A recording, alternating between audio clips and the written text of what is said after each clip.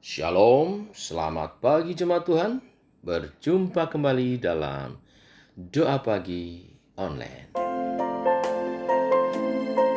Mari hampiri hadirat Tuhan. Bawa hati dan jiwa kita menyembahnya.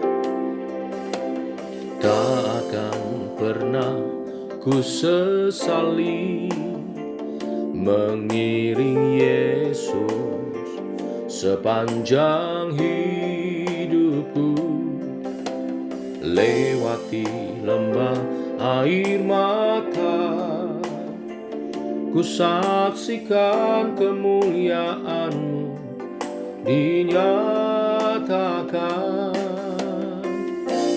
Berapapun harga yang harus ku bayar, ku kan tetap setia melayani, mengasihi-Mu, mengiring-Mu seumur hidupku. Janji-Mu kan tetap ku pegang teguh sampai ku dapat mahkota kehidupan.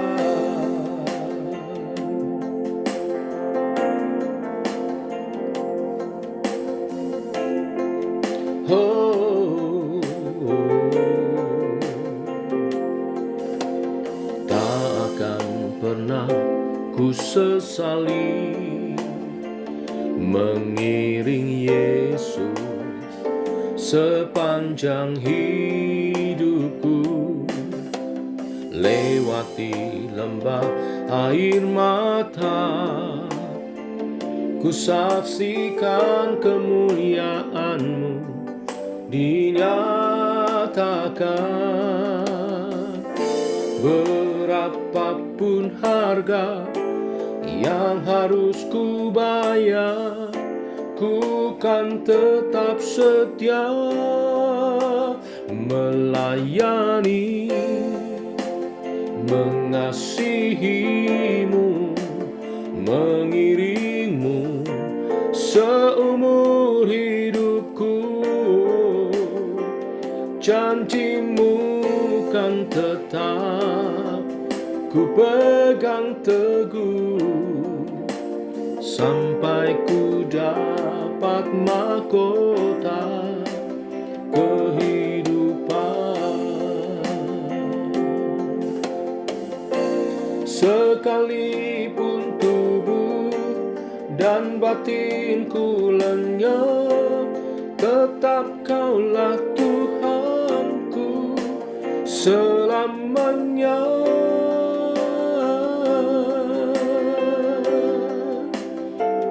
Selamanya melayani-Mu, oh, mengiring-Mu seumur hidupku. Ku mau setia melayani-Mu, mengiring-Mu Tuhan.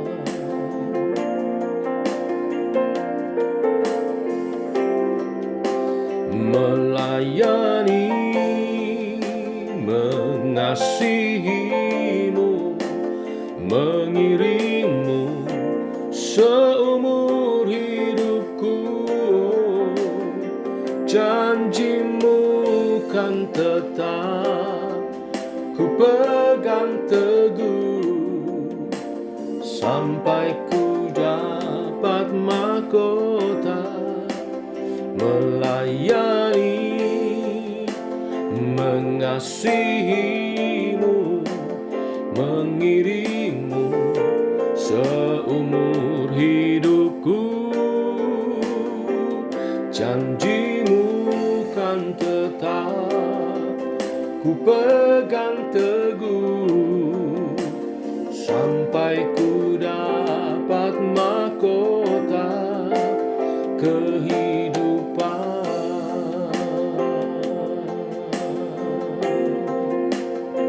Janjimu kan tetap ku pegang teguh, sampai ku dapat mahkota kehidupan.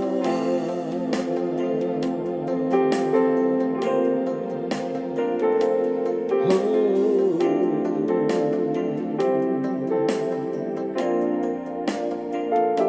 melayanimu Tuhan, ku setia.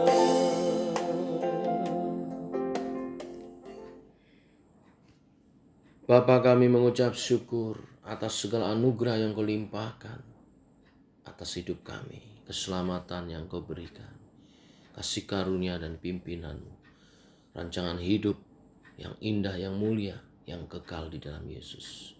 Layaklah kami melayani Tuhan seumur hidup kami, teguhkan oleh kebenaran firman yang sebentar kami renungkan bersama. Dalam nama Tuhan Yesus Kristus. Amin. Bapak Ibu, jemaat Tuhan, saya melanjutkan renungan firman pada pagi hari ini.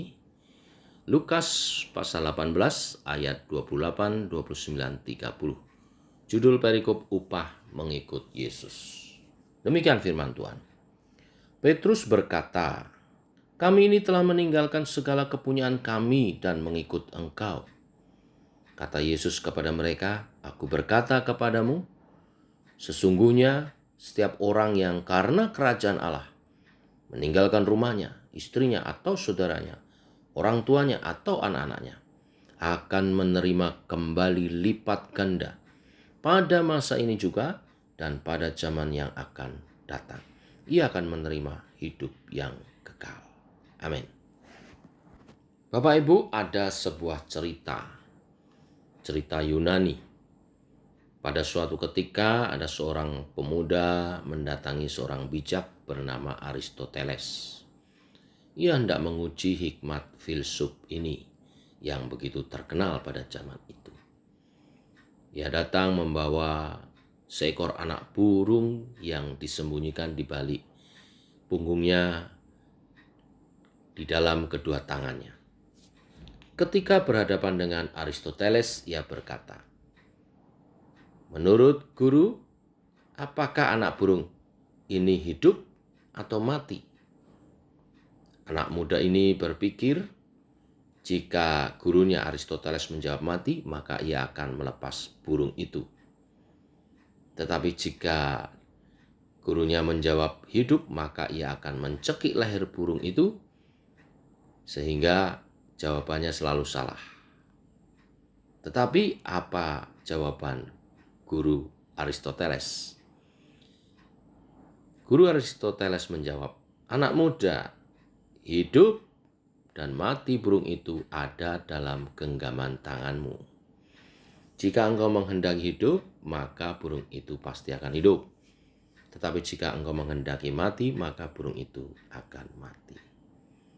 Mendengar jawaban itu, si pemuda tersebut mengangguk-angguk kagum akan hikmat dan kebijaksanaan dari gurunya Aristoteles.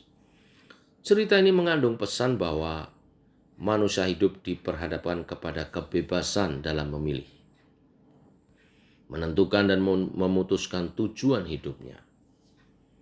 Dalam segala hal kita bebas, namun kebebasan itu bukan berdasarkan ukuran-ukuran duniawi.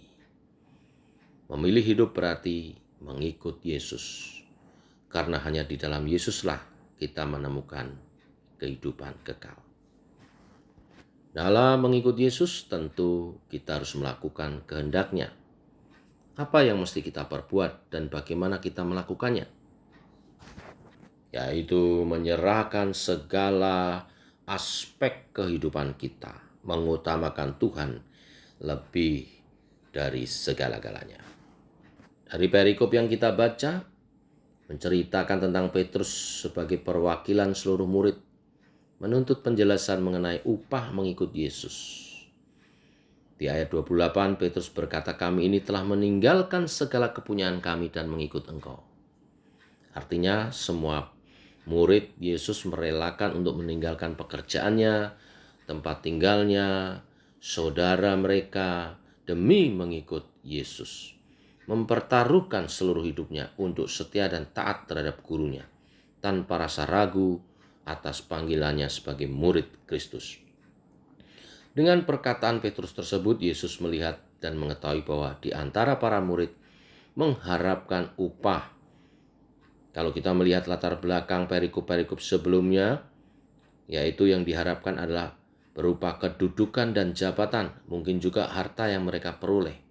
Karena mereka memahami Yesus adalah sebagai Mesias yang secara kerajaan dunia akan membebaskan Israel dari pemerintahan Romawi, ya, di Lukas pasal 9 ayat 46. Pemahaman ini keliru, tetapi Yesus ingin menegaskan bahwa orang yang karena kerajaan Allah meninggalkan rumahnya, istrinya, atau saudaranya, atau orang tuanya, atau anak-anaknya, akan menerima kembali lipat ganda pada masa ini juga dan pada zaman yang akan datang. Ia akan menerima hidup yang kekal. Dalam hal ini Yesus menjamin bahwa hidup kita adalah dalam tangan Tuhan yang pertama, ya, dari masa kini bahkan sampai masa akan datang dalam arti kekekalan. Janji ini tidak hanya berlaku bagi para murid Yesus, tetapi juga bagi setiap orang percaya yang memikul salibnya dan mengikut Yesus dengan setia.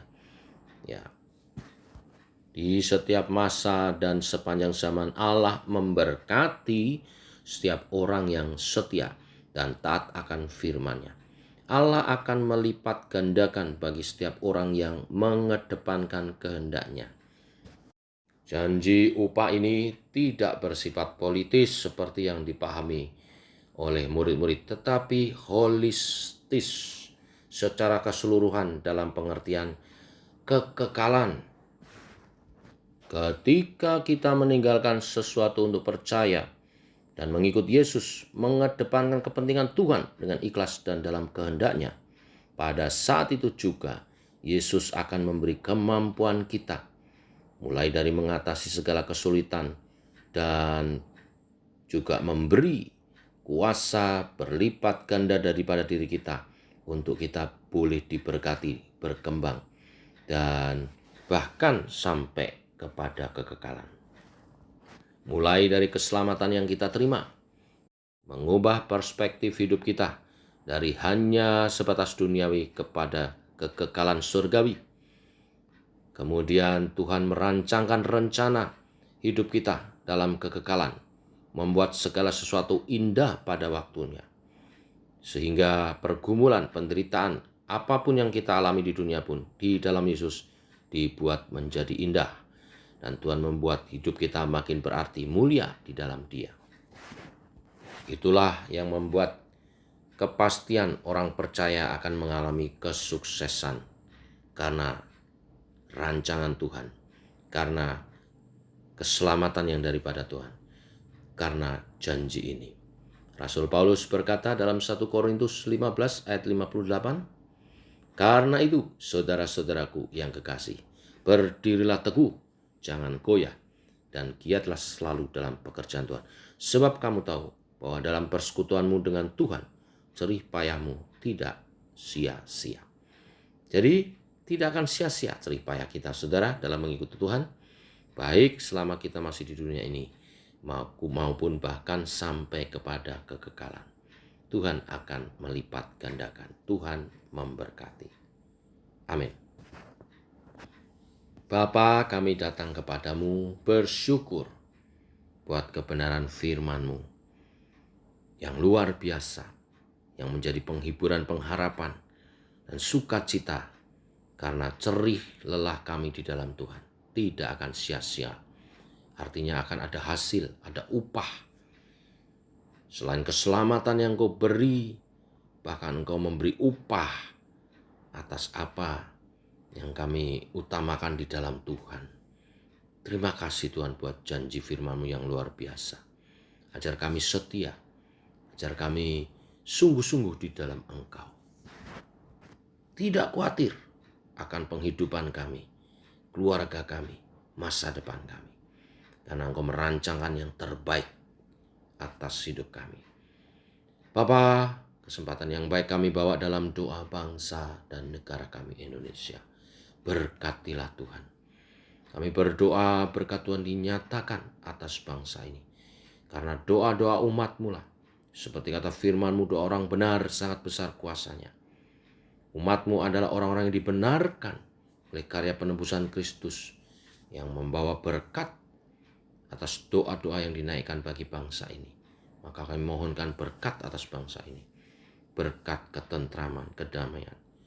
Berkat lawatan Tuhan sehingga banyak orang yang diselamatkan. Karena keselamatan yang daripada mula yang mengubah setiap orang untuk hidup dalam takut akan Tuhan, dalam rancangan Tuhan yang benar, sehingga orang-orang yang bertobat ini memberkati negeri ini dengan perilaku yang baik, dalam keadilan, dalam kesetaraan, dalam pernyataan hidup, dalam kasih satu dengan yang lain, toleransi, sehingga negara kami ini makin indah kehidupan rakyatnya. Berkati iklim dan cuaca yang sedang memasuki musim penghujan, supaya dijauhkan dari malapetaka, bencana-bencana banjir, longsor dan sebagainya, supaya para petani tidak merugi, dapat panen dan ada hasil. Berkati ekonomi bangsa negara kami, berkati perdagangan, berkati hubungannya dengan luar negeri, sehingga ada investasi dan kerjasama yang baik, sehingga bangsa kami pun dipandang baik secara dunia dan Indonesia pun boleh menjadi berkat. Berkati pemimpin bangsa kami, Bapak Presiden Jokowi beserta menterinya dan Polri dan juga TNI menjaga keamanan bangsa dan negara ini. Kami bersyukur untuk penanganan pemerintah atas pandemi COVID yang berangsur-angsur menjadi baik, dan lancarkan segalanya ke depan. Indonesia menjadi lebih sehat dan menjadi lebih baik. Demikian doa-doa kami hari ini Tuhan. Engkau berkenan mendengar dan menjawabnya. Dalam nama Tuhan Yesus kami berdoa. Amin. Demikian saudara doa pagi kita. Selamat pagi. Selamat berjalan bersama dengan Tuhan. Shalom. Tetap semangat.